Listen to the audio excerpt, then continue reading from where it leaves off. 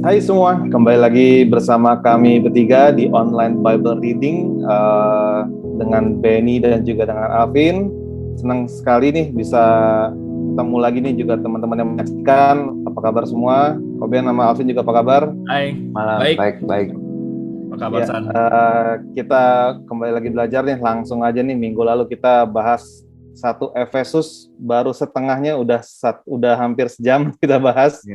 Jadi kita mau lanjut bahas lagi di pasal yang pertama ya. Ya. Di perikop yang kedua atau ketiga tuh ya? Kedua ya. Yang ketiga ya. Yang pertama kan salam. Ya, Oh ya, pertama salam, ketiga. Dari ayat 15 sampai 23. 15 sampai 23. Oke, siapa yang mau baca atau mau ada yang di-highlight sebelumnya? Kita langsung lanjut aja lah ya. Langsung lanjut. Kemarin part 1, part 2 kita langsung maju aja, ntar kita bahas lagi. Ya. Oke. Ya, gue baca deh ya. Nanti kalian sharing, highlight. Oke, perikop yang dari ayat 15 sampai 23. Itu judulnya doa untuk pengertian tentang kemuliaan Kristus. Oke, karena itu setelah aku mendengar tentang imanmu dalam Tuhan Yesus dan tentang kasihmu terhadap semua orang kudus, aku pun tidak berhenti mengucap syukur karena kamu. Dan aku selalu mengingat kamu dalam doaku dan meminta kepada Allah Tuhan kita, Yesus Kristus, yaitu Bapa yang mulia itu, supaya memberikan kepadamu roh hikmat dan wahyu untuk mengenal Dia dengan benar. Dan supaya Ia menjadikan mata hatimu terang, agar kamu mengerti pengharapan apakah yang terkandung dalam panggilannya. Betapa kayanya kemuliaan bagian yang ditentukannya bagi orang-orang kudus. Dan betapa hebat kuasanya bagi kita yang percaya, sesuai dengan kekuatan kuasanya, yang dikerjakannya di dalam Kristus dengan membangkitkan Dia dari antara orang mati dan mendudukan Dia di sebelah kanannya di surga, jauh lebih tinggi dari segala pemerintah dan penguasa dan kekuasaan dan kerajaan dan tiap-tiap nama yang dapat disebut, bukan hanya di dunia ini saja, melainkan juga di dunia yang akan datang. Dan segala sesuatu telah diletakkannya di bawah kaki Kristus, dan Dia telah diberikannya kepada jemaat sebagai kepala dari segala yang ada. Jemaat yang adalah tubuhnya, yaitu kepenuhan Dia yang memenuhi semua dan segala sesuatu. Tuh, amin.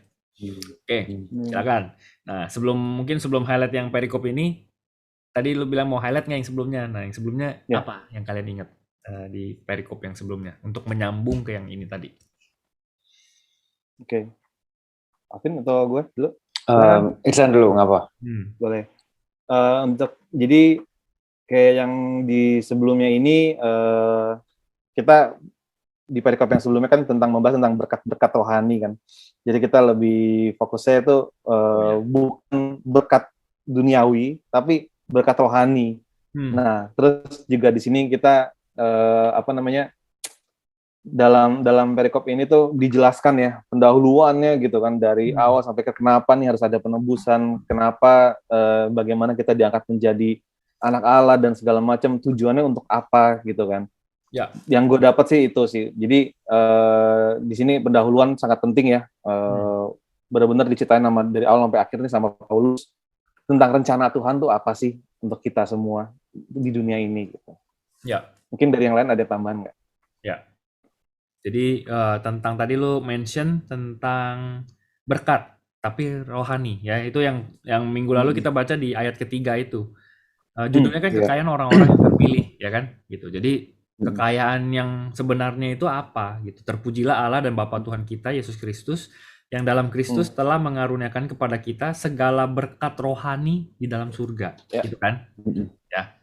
Jadi bukan cuma dari judul perikop yang tentang kekayaan orang-orang yang terpilih, yang minggu lalu Alvin ada mention ini. Ada orang-orang tertentu aja yang kaya gitu. Nah, kan jadi salah konsep.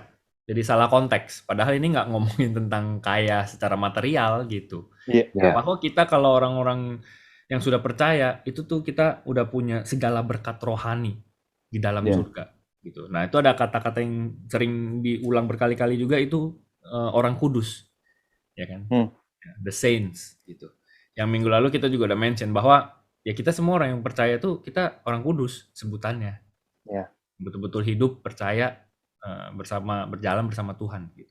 Ya. Jadi kadang kalian pasti sering juga dengar, doain gua dong, atau enggak, lu cari itu tuh, suruh doain tuh. Ya. Nah, kira-kira yang seperti itu, memang sih kadang pas kita lemah, kita perlu ya minta bantuan juga gitu. Sama teman-teman, atau leader, atau siapa, pastor, pendeta pun boleh minta gitu. Untuk didoakan. Tetapi, kalau kita tahu konteksnya di sini, orang kudus, kita semua sama, kita semua punya akses langsung, boleh ngobrol sama Roh Tuhan, Kudus juga. doa sama Tuhan, langsung. Ya, memang nggak perlu juga kadang-kadang sebenarnya gitu untuk suruh orang-orang tertentu aja yang doain. Iya, karena dia kalau doa nih ini luar biasa gitu. Di sini semua orang yang percaya orang kudus. Cuman memang tadi yang gue bilang, kadang kita memang lagi pergumulan berat, kita perlu ada support, ya kan gitu. Jadi konteksnya kita ngerti betul nih. Ya, kita ngerti betul bahwa bukan cuma orang-orang tertentu aja yang punya akses ke Tuhan, enggak. Kita semua punya. Karena Tuhan Yesus sudah disalib di kayu salib itu, ya itu kita udah langsung punya akses langsung itu. Itu kan esensinya di situ. Ya. Jadi itu sedikit highlight. Mungkin yang lain yang mau di-highlight yang lain, Alvin? Gue ada highlight ini sih yang tadi. Ini kan di sini judulnya doa untuk pengertian tentang kemuliaan Kristus. Setelah gue baca lagi nih, ini tuh doa untuk pengertian tentang kemuliaan Kristus kayaknya cukup luas ya sebenarnya gitu loh. Karena pengertian tentang kemuliaan Kristus itu kan luas banget gitu, bisa banyak gitu ya. Tapi di sini gue baca juga, aku pun tidak berhenti mengucap syukur karena kamu, dan aku selalu mengingat kamu dalam doaku dan meminta kepada Allah Tuhan Yesus Kristus, Bapa yang mulia itu, supaya Ia memberikan kepadamu roh hikmat dan wahyu untuk mengenal Dia dengan benar. Jadi kadang-kadang ini sih gue pribadi ya, yang gue dapet, kadang-kadang kita seperti yang tadi barusan dibahas, kadang-kadang kita punya akses langsung, baik kita doa langsung ataupun kita didoain gitu. Intinya ketika berdoa, kadang-kadang ada hal yang lebih penting lagi dari sekedar hanya mungkin meminta berkat atau meminta solusi gitu. Tapi lebih ke ini, doa untuk pengertian tentang kemuliaan Kristus. Kemuliaan Kristus itu di sini juga tulis tidak berhenti mengucap syukur gitu. Jadi kita mengucap syukur dalam doa, baru kita kepikiran tuh banyak kemuliaan-kemuliaan Tuhan yang udah terjadi dalam hidup kita gitu. Dan di sini juga supaya Ia memberikan kepadamu roh hikmat dan wahyu untuk mengenal Dia dengan benar gitu. Nah, ketika kita udah mulai mengucap syukur gitu, kita doa, kita minta hikmat gitu, kita jadi lebih lebih mengenal Tuhan secara pribadi lebih dalam lagi gitu. Jadi baru benar-benar ngerti kemuliaan Kristus itu apa sih gitu.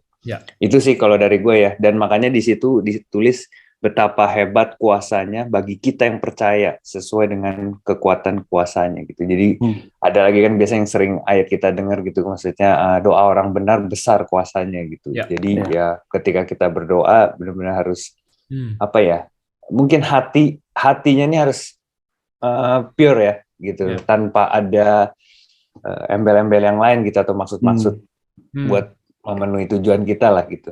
Tapi lebih ke untuk kemuliaan Kristus. Itu sih yang gue dapat dari bacaan ini.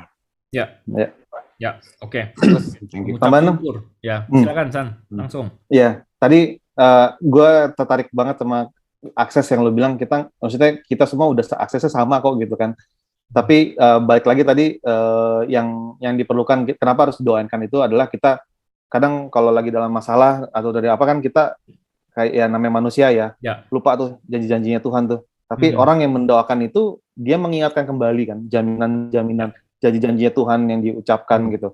Dia mengingatkan, dia mendoakan sehingga pikiran kita bisa jernih gitu kan. Dan dibilang kan juga di ayat 14 yang terakhir ini kan Roh Kudus adalah jaminan bagian kita sampai kita memperoleh seluruhnya. Jadi kalau menyambung ke yang tadi itu, tadi gue keinget ayat yang di Roma 8 ayat 26. Demikian juga Roh membantu kita dalam kelemahan kita, sebab kita tidak tahu bagaimana sebenarnya harus berdoa, tetapi Roh sendiri berdoa untuk kita kepada Allah dengan keluhan-keluhan yang tidak terucapkan. Jadi akses yang tadi dibilang ini, kita nggak tahu gimana berdoa yang benar gitu kan, mungkin dalam situasi yang salah atau situasi yang sedang mencekam gitu. Cuman Roh ini yang membantu ini, dan dibilang sini Roh ini jaminan kita. Ya, amin. Ya, jadi sekali lagi bukannya nggak boleh minta didoain, ya, Ya. tapi konteksnya kita harus mengerti bahwa setiap dari kita ini punya akses yang sama untuk bisa langsung berdoa ke Tuhan, gitu, ya kan? Yes. Nah, mungkin juga dari beberapa kita yang sering minta, misalkan doain dong, gitu, ya. Ada baiknya juga kita kadang berdoa bersama, gitu, ya, berdoa bersama aja, gitu. Jadi we pray together, pray with me, gitu. Instead of misalnya lu minta didoakan San gitu, ya udah kita berdoa sama-sama ya gitu. Jadi kita sekalian mengajak orang yang minta didoakan juga untuk berdoa Bisa doa. gitu, ya kan? Jadi dia juga nggak sekedar berhenti di sana, ya kan? Istilahnya ya kalau memang masih baru ya, maksudnya baru percaya nggak tahu gimana cara berdoa ya it's okay. Tapi kita kan melihat ya, kita kan nggak mau secara rohani tuh anak kecil terus, kan harus bertumbuh dan berkembang. Nah, berarti kan sama kayak anak kita kan, kita juga tadinya kita yang ajarin cara berdoa. Lama-lama kan juga kita mau dia juga bisa berdoa bareng sama kita, ya kan? Terus habis itu bahkan kalau suatu hari nanti malah dia yang malah doain kita, gitu loh. Jadi ini saling gitu loh, saling. Ya. So it's very good-nya seperti itu. Jadi konteksnya jadi benar, bukan karena oh ya pokoknya cari si A aja tuh minta didoakan, ya, jangan seperti itu lagi. Ya, gitu. Oke? Itu. Terus apa lagi? Ayat 17 nih. Ayat 17. Ya, gua meng-highlight ini bahwa untuk mengenal Dia dengan benar gitu. Supaya Ia memberikan kepadamu roh hikmat dan wahyu untuk mengenal Dia dengan benar. Ya. Jadi Paulus sendiri pun juga mendoakan, ini kan doa tentang untuk jemaat di Efesus kan. Ya. Bahwa dia juga meminta kepada Allah Tuhan kita Yesus Kristus supaya juga Dia memberikan roh hikmat dan wahyu untuk mengenal dengan benar. Jadi gue merasakan ini secara pribadi gitu, dimana gue dulu tidak mengenal Tuhan dengan benar. Gue mengenal Tuhan sebagai kayak apa ya, kalau orang-orang dulu bilangnya kayak genie in the bottle ya. Apa yang kita inginkan harus tercapai, doain, pegang segala macam, wah pokoknya itu udah salah konsepnya gitu loh, gitu kan. Untungnya ya mungkin orang-orang di sekitar kita, di sekitar gue yang mendoakan gue juga segala macam, bahkan Tuhan sendiri yang Roh Kudus kita nih yang mungkin berapi-api jadinya yang mendoakan kita juga. Jadinya sekarang gue mengenal, oh kok kayak gue Tuhan ya, bukan dia Tuhan ya. Kenapa apa yang gue doain harus memberi terjadi perintah gitu. Memberi perintah ya. Memberi perintah, Tuhan ini harus terjadi Tuhan. Aku banget nih segala macam. Jadi sekarang udah diberikan pengenalan. Kayak gue dulu meminta hal-hal yang duniawi misalnya. Buat apa? Sekarang gue udah sadar, malu gue doa zaman dulu begitu ya gitu. Tuhan terima kasih udah disadarkan gitu. Karena itu dulu minta tujuan itu untuk apa ya? Kan Tuhan bilang kan, mintalah maka kau akan diberi, ketuklah pintu maka kau akan dibukakan. Itu semua untuk melakukan pekerjaan Tuhan, untuk memperluas kerajaan Allah gitu. Tapi dengan meminta sesuatu yang duniawi, gue itu tujuannya apa? Untuk supaya gue dipuji, untuk supaya gue dianggap hebat oleh orang-orang lain. Which is tujuannya udah salah gitu. Makanya nggak dijawab-jawab doanya gitu kan. Itu dan gue sekarang lebih ke arah benar-benar Tuhan yang mempunyai semua, Tuhan sudah menentukan gitu. Baik itu keadaan gue menimpa buruk atau baik gitu. Tapi janji Tuhan yang gue pegang. Ini rancangan kebaikan. Pengertian kita tidak akan jauh di luar apa yang kuasa Tuhan ya. Dia udah mengerti dari ujung ke ujung gitu. Dan kita cuma bisa ngeliat kan gambaran kecilnya doang gitu. Jadi dengan mengenal Dia, tahu Dia berdaulat, tahu Dia yang punya hidup kita, tahu we owe everything to God. Jadi dalam menanggapi semua masalah hidup dan apapun juga jadi lebih beda kalau di gua ya. Ya, makanya di depan itu yang di perikop yang sebelumnya itu kan kita harus ngerti dulu karya penebusan itu, ya kan? Gitu.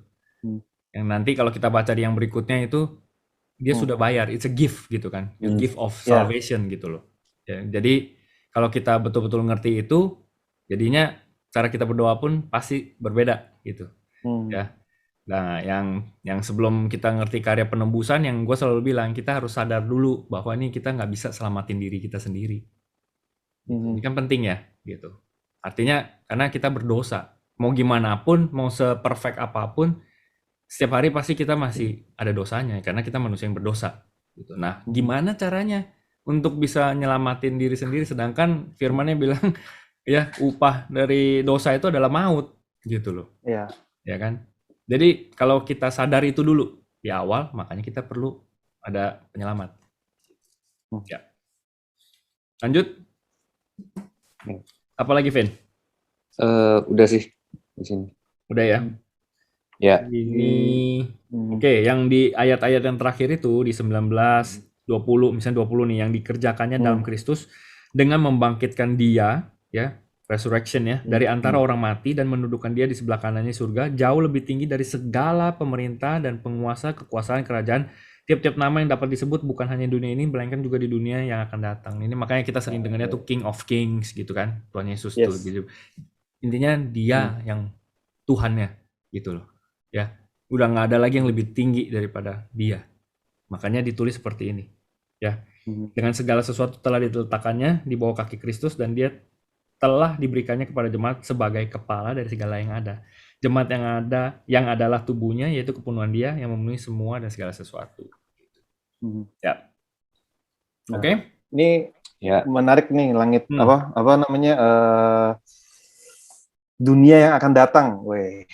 Ini apa nih, orang mungkin kayak lewat doang gitu kan. Ya. Cuman kalau gue yang gue tangkap di sini saat dunia akan datang itu adalah dunia yang nanti yang di mana langit dan bumi yang baru gitu. Ya. Dibilang di 2 Petrus 3 ayat 13 gitu ya, ada referensinya. Tetapi sesuai dengan janjinya kita menantikan langit yang baru dan bumi yang baru di mana terdapat kebenaran. Terus juga di Wahyu 21 ayat 1 sampai 2 juga dibahas di mana lalu aku melihat langit yang baru dan bumi yang baru, sebab langit yang pertama dan bumi yang pertama telah berlalu dan laut pun tidak ada lagi.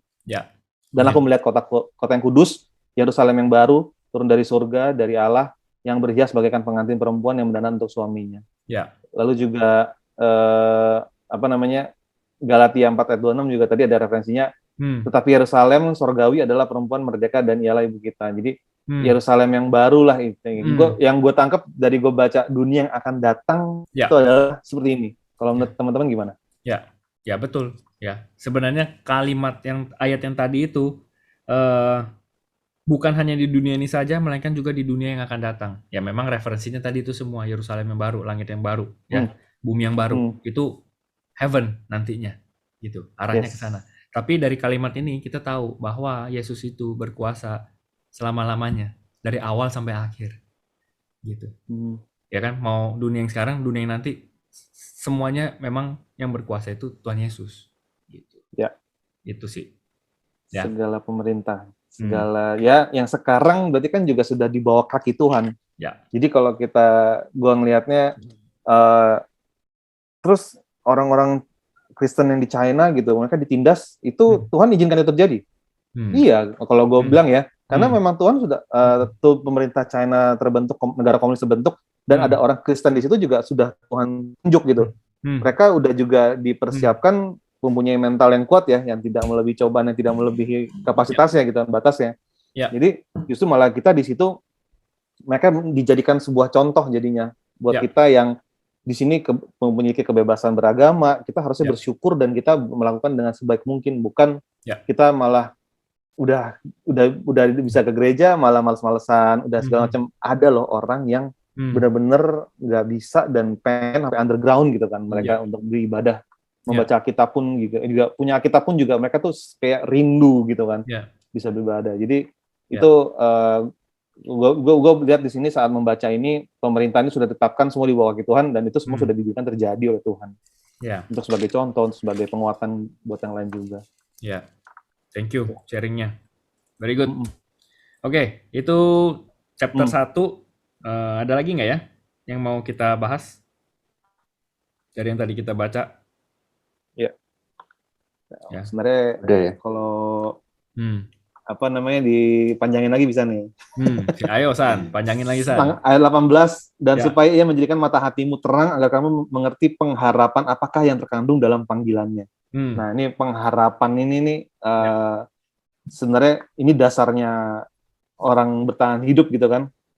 Jadi ada orang kayak lose hope gitu kan, karena merasa dirinya udah nggak ada guna lagi, dirinya udah gue sudah berdosa, gue sudah istilahnya tidak layak lah. Mereka merasa tidak layak gitu. Padahal di sini kita diberikan pengharapan pengharapan gitu kan, yang apa namanya, bahwa kita memiliki keselamatan, entah siapapun kita, entah seberapa dosanya pun kita, Tuhan sudah memberikan contoh juga. Ada wanita pelacur lah, ada siapa, Tuhan cuma bilang satu, bertobat dan jangan berbuat dosa lagi.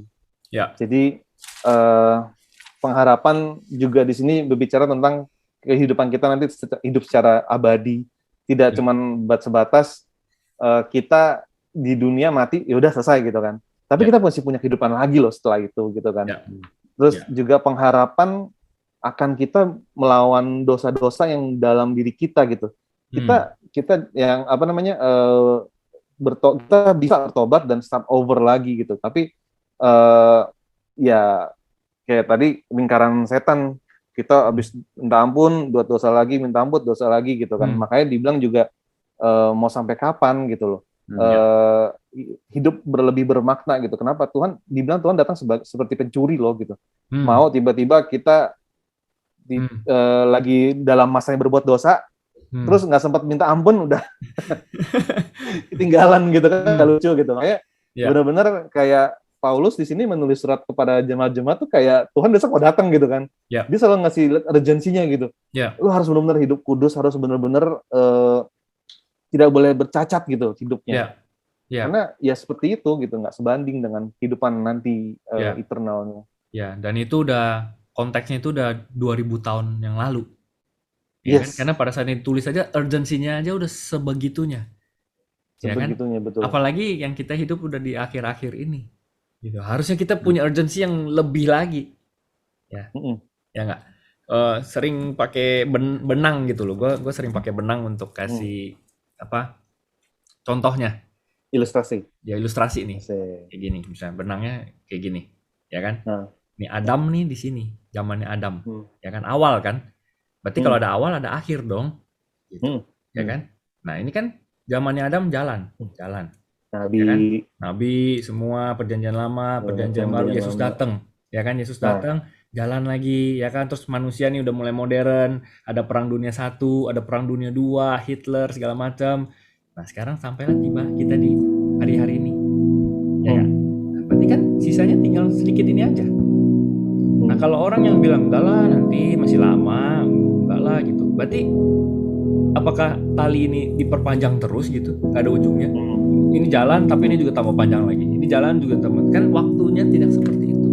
Makanya Paulus kasih urgensi yang seperti itu pada saat dia mulai tulis surat-surat ini. Nah, tadi karena lu bring out yang tadi, San, artinya di hari-hari ini urgensinya itu ya harusnya melebihi lagi gitu, karena kita tahu itu betul-betul udah nggak banyak lagi. Jadi makanya ditulis today is your salvation, hari inilah keselamatanmu. Ya kan, jangan tunda-tunda lagi gitu. Buat apa? Ya, tadi lo pakai contoh sudah bagus banget, tiba-tiba dia udah datang, udah that's it, ya udah. Ya kan? Tapi hari-hari ini masih ada kesempatan itu, pakailah kesempatan itu sebaik mungkin. Juru selamat itu kita udah tahu ya, dari kita baca itu semua it's all about Jesus.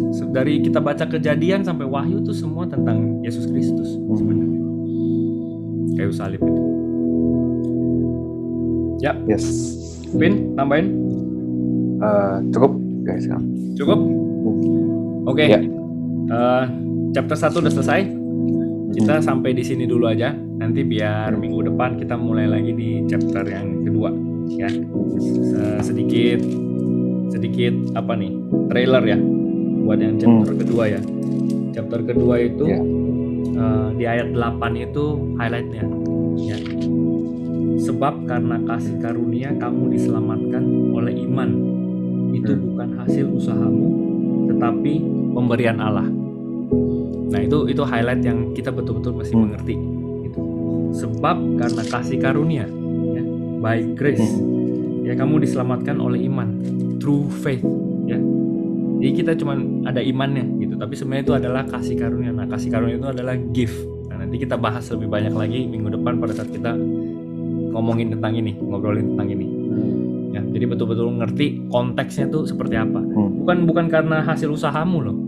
Gitu. Makanya kalau hasil usaha itu kan jadinya udahlah semua sama aja, yang penting lu jadi orang baik aja, jangan jadi orang jahat. Nah, mau jadi orang baik yang sering gue bilang, orang baik itu batasnya di mana? Baik ya? Iya, batasnya di mana? Baik menurut lu belum tentu sama baik menurut gue. Terus kalau yang lebih baik dari lu ada nggak? Ada. Nah, yang lebih baik daripada yang lebih baik dari lu itu ada nggak? Ada. Jadi di mana itunya? Batasannya, garisnya. Yeah. Ya, that's why.